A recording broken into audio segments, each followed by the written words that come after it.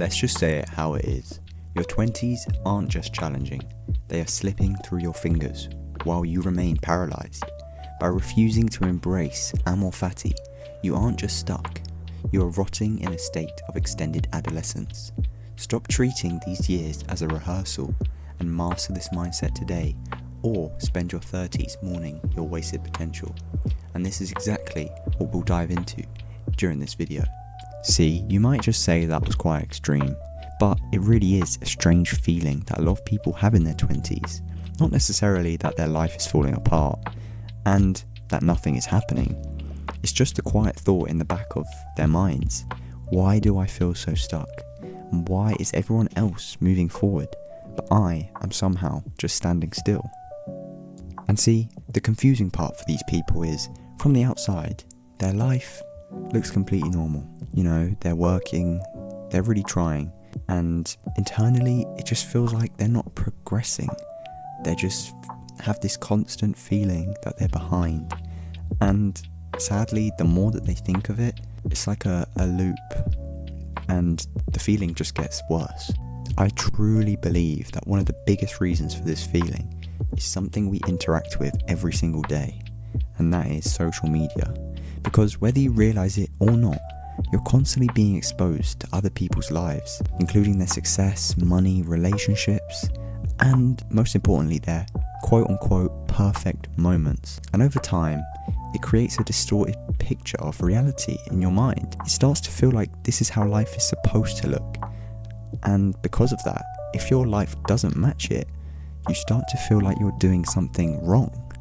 This can be taken even further, where we look at a very common thing going on with social media, which is the comparison trap, which is a massive issue with social media when we're looking at other people and constantly comparing our lives to each other's. And there's a really key quote that says, "Comparison is the thief of joy."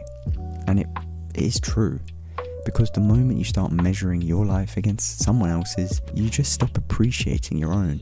And during that time, you could be making progress and improving, but because someone else appears to be further ahead, it just feels like it doesn't matter anymore.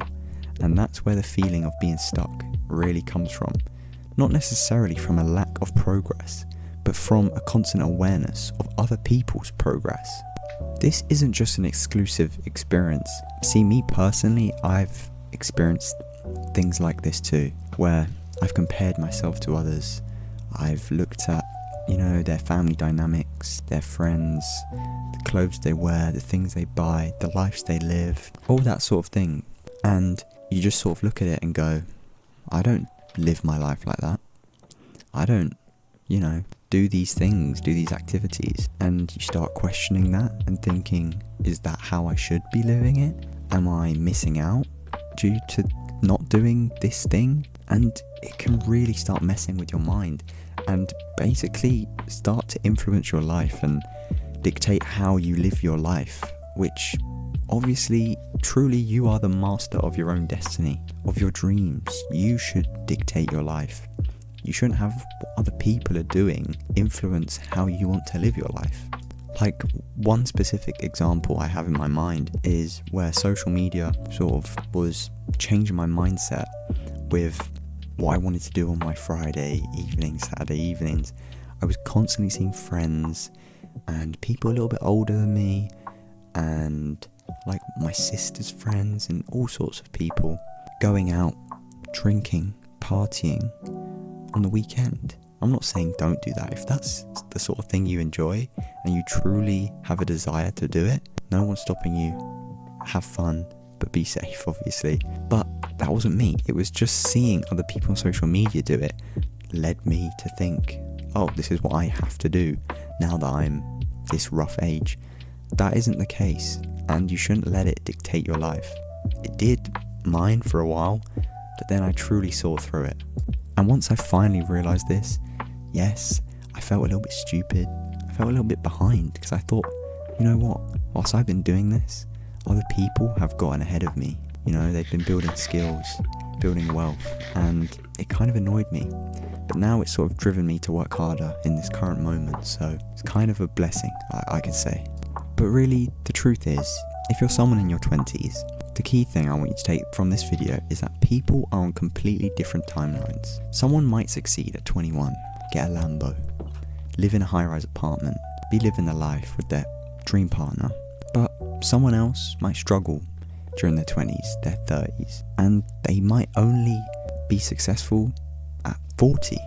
But ultimately, the most important thing to remember is that both end up in the same place. The problem is that social media compresses all of these timelines into one feed, so it looks like everything is happening all at once. And when you compare your chapter 2 to someone else's chapter 20, of course you're just going to start feeling behind.